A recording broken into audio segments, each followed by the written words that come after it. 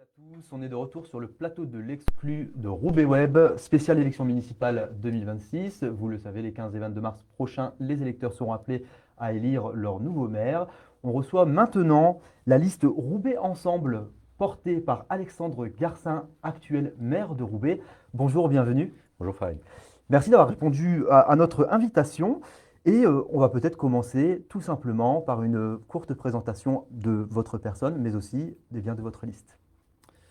Eh bien, Alexandre Garcin, moi je suis ingénieur à la base. Je suis à Roubaix depuis 16 ans. Je me suis marié à Roubaix, mes enfants sont nés à Roubaix. J'adore cette ville.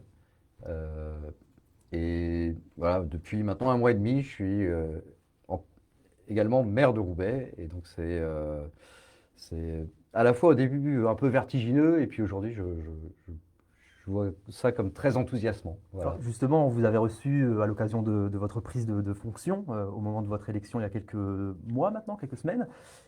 Alors, vous ne nous aviez pas dit que vous alliez être candidat, c'était une question qu'on vous posait, mais est-ce que ça a conforté votre choix? Est-ce que c'était quand même un choix qui était en train de mûrir et vous attendiez aussi de voir ce que ça donnait? Bah, disons qu'aujourd'hui, dans l'exercice de la fonction de maire de Roubaix, je vous confirme que je pense que je suis tout à fait adapté et que je suis la bonne personne pour être maire demain de cette ville à partir du 22 mars 2026. Et alors cette liste Roubaix Ensemble, est-ce que c'est une liste dans la continuité finalement des deux mandats, puisque vous participiez à la politique de la ville depuis les deux mandats de Guillaume Delbarre? Est-ce que c'est la continuité? Est-ce qu'il y a des évolutions? Comment Alors vous, ça vous va être une présentez? liste renouvelée avec voilà, plus de la moitié de la liste qui sera avec de nouvelles personnes. Mais en même temps, avec aussi cette base d'élus, d'adjoints, de conseillers municipaux qui ont produit, qui ont réalisé des choses pour la ville et pour les habitants et qui ont aujourd'hui une connaissance fine également des différentes thématiques voilà, qui font la ville. Donc j'ai à la fois du sang neuf et puis une base solide d'anciens élus voilà, qui ont déjà fait un ou deux mandats et voilà, qui ont envie de continuer aussi, parce que ça c'est important, il faut avoir envie de continuer. Euh, voilà, être au service de Roubaix et des Roubaisiens, voilà, c'est un choix, ça demande beaucoup d'énergie et voilà, il faut que les élus qui s'engagent aient envie de le faire. Est-ce que ça va se transcrire aussi sur le programme et le projet que vous portez?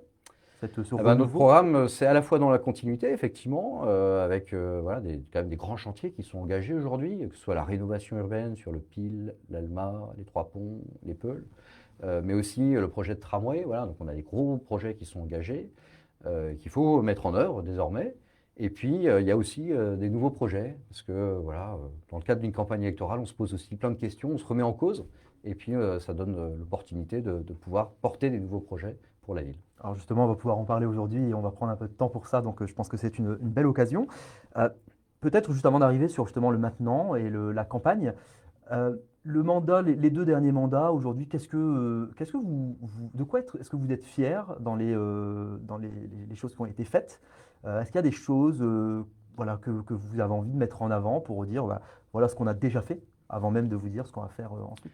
Alors, ce qu'on a déjà fait, quand on est arrivé en 2014, on avait une police municipale qui était à terre. Il y avait 30% d'absentéisme à la police municipale. On a complètement changé hein, de dimension en termes de police municipale. Aujourd'hui, elle est armée. Elle est soutenue par une vidéosurveillance composée de 480 caméras. À l'époque, il y en avait 50 qui ne marchaient jamais. Aujourd'hui, vous avez 480 caméras avec un taux de défaut de maintenance, de caméras en maintenance qui est de 5%. Donc voilà, 95% des caméras fonctionnent. Donc on a changé de dimension et on a une police qui est capable de mener un très grand nombre d'actions. Par exemple, je vais vous prendre l'exemple des rodéos sauvages qui était une plaie. Voilà, il y en a encore aujourd'hui, mais beaucoup, beaucoup moins qu'il y en avait il y a 10 ans. Donc il y a eu des changements profonds en termes de sécurité. Euh, Au début de ce mandat, on avait 200 réquisitions pour visionner des images de vidéosurveillance. Aujourd'hui, on en a 1600. Donc la police nationale aussi s'est emparée de ces nouveaux outils pour nous permettre d'être encore plus efficaces et vraiment de faire respecter la loi à Roubaix. Ça n'empêche qu'il y a encore des chantiers sur la sécurité. Sur la propreté, aujourd'hui, c'est 1000 PV par jour. par an, pardon, par an. 1000 PV par an. Et on a 2 fois plus de balayeuses. On a baissé le nombre de dépôts sauvages de 20% sur le mandat. Donc voilà, il y a des efforts qui sont réellement fournis. Il reste encore du travail à faire. Mais là aussi, on peut être satisfait quand même d'un certain nombre de choses. Et puis sur l'éducation. J'aime parler de l'éducation parce qu'en en fait, on a changé de dimension là aussi sur l'éducation. On est passé de 8 classes passerelles à 14 classes passerelles. On a quasiment doublé le nombre de classes passerelles. C'est quoi les classes passerelles? C'est la scolarisation des enfants de moins de 3 ans. Et on sait que c'est avant 3 ans que tout se joue. Et donc, quand on permet aux enfants d'être scolarisés, aujourd'hui c'est 23% des enfants de Roubaix qui sont scolarisés en classe passerelle, ça permet de leur donner toutes les chances de réussir par la suite. Et après, on peut parler du dédoublement des classes. On peut parler des écoles rénovées, 15 millions d'euros sur ce mandat. Mais aussi de l'innovation qu'on a mis dans la forme scolaire. Aujourd'hui, il y a des écoles, il y a 6 écoles à Roubaix qui mettent en place des activités sur une demi-journée par semaine. Ça peut être du judo, ça peut être de la gymnastique, ça peut être de la pêche avec la maison de la pêche. Et les bénéfices de ces enseignements un peu différents dans les écoles sont réels. On avait une délégation cette semaine de l'Éducation nationale qui venait voir à quel point c'était intéressant de mettre en œuvre ce genre de choses. On veut continuer à faire ça. Voilà pour quelques éléments. Allez, j'en rajoute un dernier sur le cadre de vie. Je pense qu'on a, bon, d'abord on a rénové au premier mandat le parc Barbieux, mais sur ce mandat, on a aussi beaucoup travaillé pour végétaliser les différentes rues de la ville. Je vais en prendre quelques-unes, l'avenue des Nations Unies, l'avenue de Laurie en cours de travaux, la rue Inkermann, la rue de l'Épaule, la rue de la Vigne. Toute cette végétalisation, cette amélioration du cadre de vie, elle participe aussi à rendre voilà, une ville plus agréable pour les Roubaisiennes et les Roubaisiens. Depuis que vous êtes devenu le maire de Roubaix, est-ce qu'il y a une vision nouvelle aussi que vous avez de la tâche, des enjeux? Est-ce que cette expérience vous a permis de peaufiner un peu ce projet que vous allez nous décrire? Bah, écoutez, oui. Alors d'abord, en tant que maire de Roubaix, on discute avec le préfet, avec la sous-préfète de Roubaix aussi, avec le procureur, avec le président du département, le président de la région. Donc voilà, on se retrouve avec le président de la métropole, bien entendu.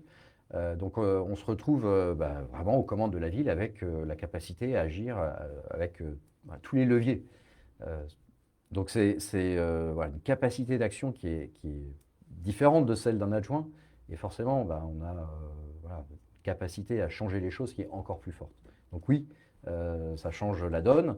Ça m'a permis aussi, en tant que maire, d'aller voir l'ensemble des équipes de la ville, les différents services, dans les écoles, aux espaces verts, à la propreté urbaine, à la police municipale, et de comprendre aussi voilà, leurs enjeux, leurs difficultés au quotidien, et de pouvoir me projeter pour mieux y répondre. Et donc cette liste justement Roubaix Ensemble que vous proposez, est-ce que vous avez déjà un programme qui est fini? On a vu hein, que vous avez commencé à déployer un petit peu les grosses mesures, notamment celle de la police municipale. Est-ce qu'il est fini? Est-ce que vous êtes encore en train de le travailler? Le squelette est déjà bien présent et très clair. Il reste voilà, des petits arbitrages à faire ou des choses qu'on peut encore rajouter parce que voilà, c'est un peu la boîte à idées qu'on ouvre lorsqu'on fait un programme pour essayer de trouver les meilleures propositions qui répondent le mieux possible aux enjeux de la ville et de ses habitants. Donc oui, il y a encore des petites choses sur lesquelles on discute et voilà, sur lesquelles on a des débats avec, entre nous et puis aussi des débats avec les habitants. On teste un peu nos mesures pour voir si c'est une bonne idée. Alors comment aujourd'hui les Roubaisiens, Roubaisiennes nous écoutent? Voilà, qu'est-ce que vous avez envie de leur dire sur les projets que vous allez proposer, les gros enjeux, ce sur quoi vous allez ce à quoi vous allez vous consacrer vraiment dès le début de mandat si ça commence? Alors moi, un sujet que je vais continuer de porter et porter personnellement, c'est la sécurité. Parce qu'on le voit, on a passé, je vous ai dit, on a changé de dimension. Il faut qu'on continue à changer de dimension.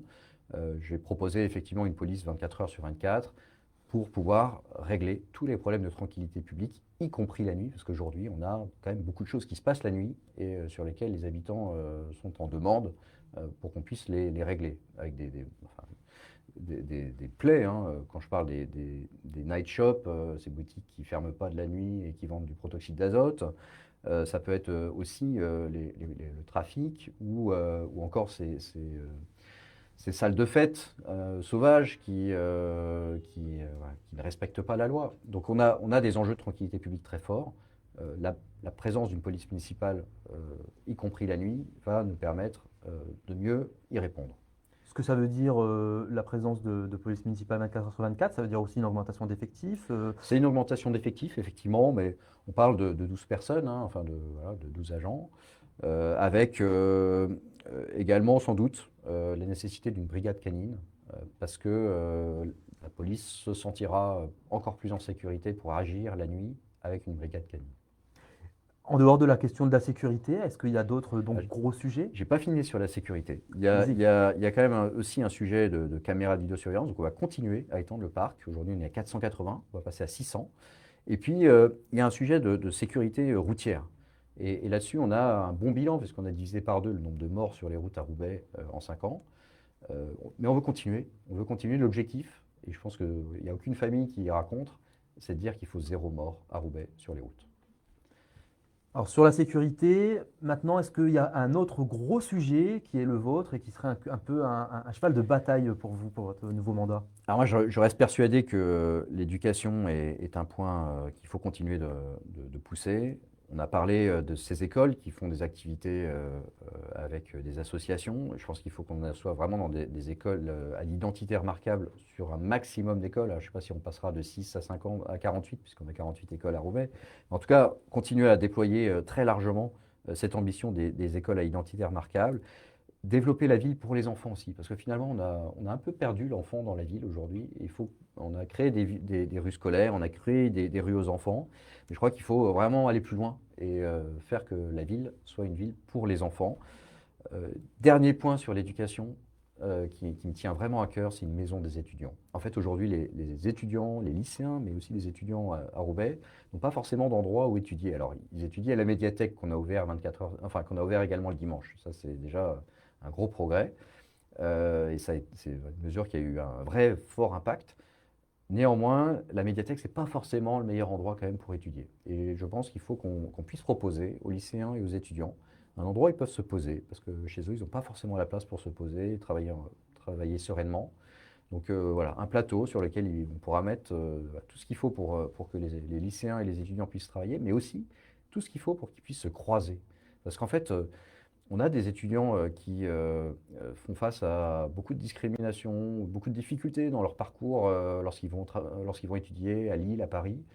Euh, et il faut que ces étudiants-là puissent se croiser, se rencontrer, partager leurs difficultés, partager leurs réussites aussi, et croiser des lycéens pour que finalement, il puisse y avoir une sorte de parrainage entre lycéens et étudiants.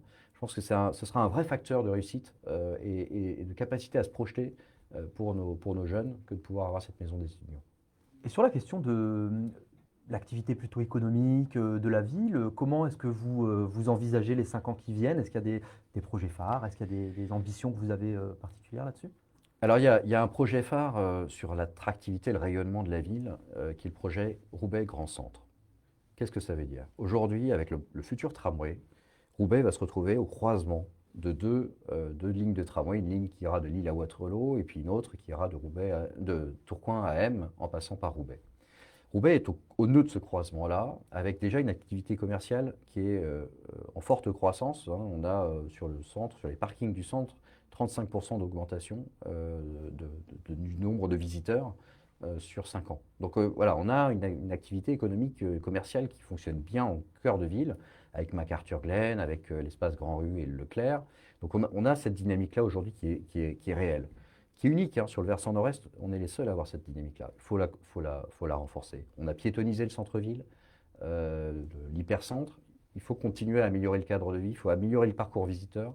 On doit devenir le cœur battant de l'activité commerciale sur le versant nord-est de la métropole. Et puis sur l'emploi, sur l'enjeu de l'emploi, il faut qu'on se concentre sur nos forces. Quelles sont les forces à Roubaix? La première des forces, c'est le textile. Et là-dessus, on a eu un développement avec notamment pendant le Covid, l'entreprise Résilience par exemple. On a eu un développement d'entreprises textiles avec les 3 tricoteurs également. Le textile, ça reste notre histoire, ça doit rester notre point fort pour le développement d'activités futures. Et puis on a une école d'ingénieurs qui est la première en France sur le textile. Deux autres sujets importants, c'est tout ce qui est industrie créative, avec la pleine image Aura Créative, et puis le e-commerce avec Blanche Maille, La Redoute, qui sont deux pôles économiques qui sont soutenus par la métropole à Roubaix et qui rayonnent aujourd'hui très largement à l'échelle nationale, voire européenne. Là encore, c'est deux points forts. On doit développer les industries créatives et le e-commerce. Voilà, tout ça, c'est dans notre ADN à Roubaix. Quatrième point qui me tient particulièrement à cœur, parce que j'ai porté le zéro déchet et l'économie circulaire, c'est justement l'économie circulaire. L'économie circulaire, on l'a développée avec une usine qu'on a rachetée, que la ville a rachetée, pour la transformer en tiers-lieu économique, avec, donc, ça s'appelle Tissel. On a créé un premier Tissel rue du Nouveau Monde, et puis on a créé un deuxième Tissel qui est au 4e, qui est plus dédié au BTP. Ces lieux sont uniques. On a eu une visite de la ministre de la Transition écologique dernièrement, qui avait des étoiles dans les yeux. On a créé quelque chose qui est unique, là encore, en Europe, et on imagine créer 3 autres Tissel au moins sur le mandat. Je pourrais même peut-être en faire plus, mais je dis qu'on doit pouvoir en faire 3 autres de ce type-là, avec des grandes surfaces sur lesquelles on développe des activités liées à l'économie circulaire. Dernier sujet, le vélo. Le vélo, c'est l'ADN avec le Paris-Roubaix, c'est encore dans notre ADN, et on doit développer avec le parc des sports des activités économiques autour du vélo. Tout ça, c'est des emplois demain pour les Roubaisiens. Et on a vraiment du coup un enjeu majeur à développer cela. C'est nos forces, il faut capitaliser dessus. Vous avez justement annoncé récemment sur vos réseaux que vous alliez proposer des choses par rapport au vélodrome. Est-ce que vous pouvez nous en dire un petit peu justement, un peu plus que sur ça aujourd'hui? Le parc des sports, c'est un équipement unique, là encore, qui a été créé dans les années 30, qui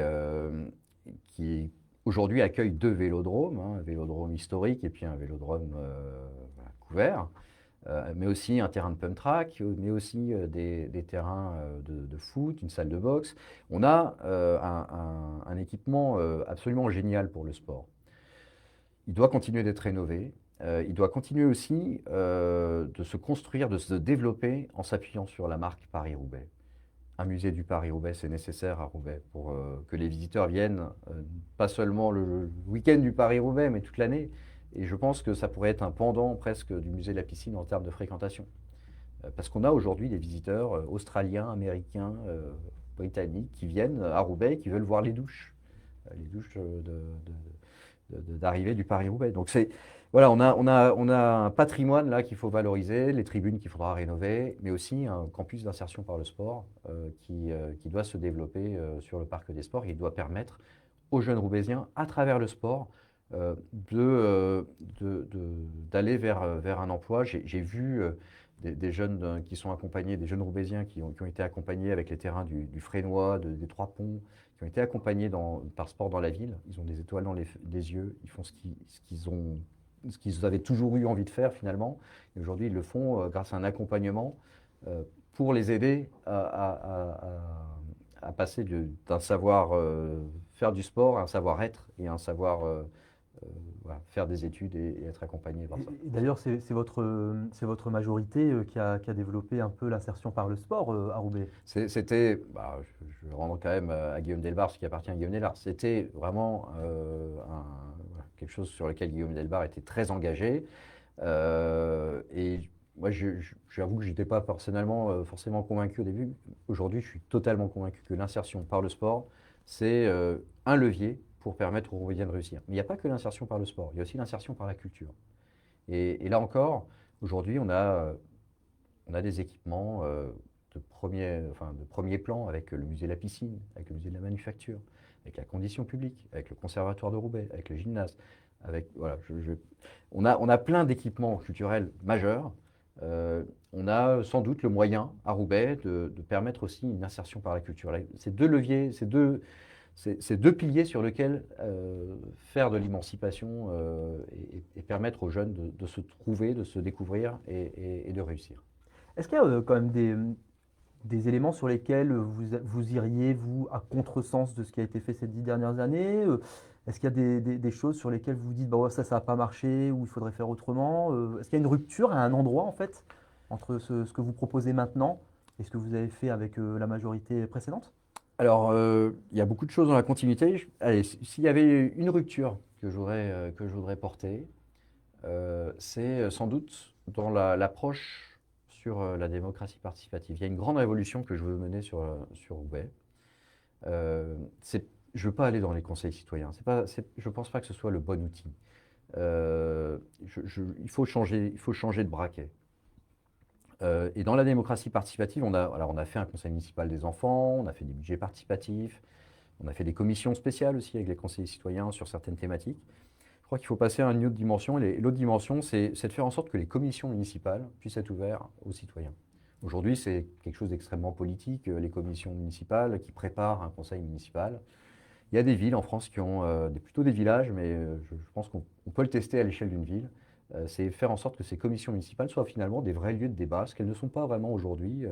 Tout le monde se réserve pour le conseil municipal, on est entre politiques. Ben non, je pense qu'il faut changer cet outil-là pour en faire un outil qui permet aux citoyens de participer vraiment à la vie de la ville.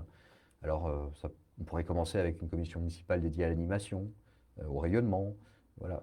Et voilà, tester une nouvelle façon de faire la ville, de faire la démocratie, où le citoyen voilà, n'est pas finalement dans une sous-couche de représentation, mais bien dans la première instance de représentation et de discussion et d'échange, de construction du projet politique dans les commissions. Et alors juste parce que c'est vrai qu'on n'avait pas encore entendu parler de cette proposition-là. Alors ces commissions municipales, si je comprends bien pour ceux qui nous écoutent, c'est les séances de travail que vous organisez avant de C'est prendre des ça. décisions à la ville, c'est C'est ça? ça. On a avant chaque conseil municipal, on a des commissions qui préparent le conseil municipal dans lequel on présente les délibérations et qui devraient faire l'objet normalement d'une discussion, d'un partage, d'un débat pour ensuite être amélioré, peut-être amendé avant d'arriver au conseil municipal.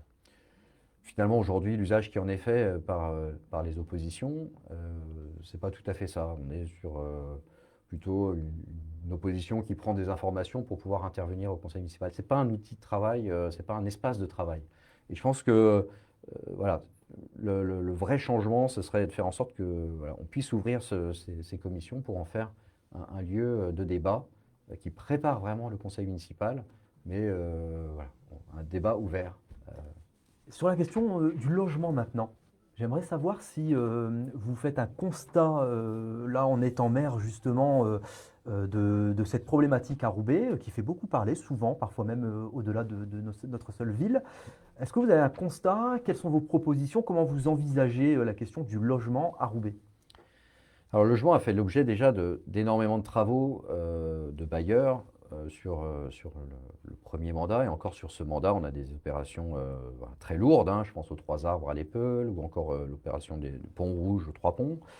Donc, il y a voilà, des investissements réels qui sont faits par les bailleurs. Et il va y en avoir encore plus avec la rénovation urbaine sur l'Épeule et sur l'Alma. L'opération.